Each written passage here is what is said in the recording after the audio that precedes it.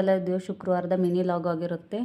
ಬೆಳಗ್ಗೆ ಬೇಗ ಎದ್ದೇಳೋಣಂದೆ ಆದರೂ ಸ್ವಲ್ಪ ಲೇಟಾಗಿ ಹೋಯಿತು. ಹಾಗೆಯೇ ಮನೆಯನ್ನೆಲ್ಲ ಕ್ಲೀನ್ ಮಾಡಿಕೊಂಡು ಬಾಗಿಲು ಎಲ್ಲ ಪೂಜೆ ಮಾಡಿಕೊಂಡು ಹಾಗೆ ಸ್ವಲ್ಪ ದೇವ್ರ ಸಾಮಾನೆಲ್ಲ ತೊಳ್ಕೊಂಡು ಪೂಜೆಗೆಲ್ಲ ರೆಡಿ ಮಾಡಿಕೊಂಡೆ.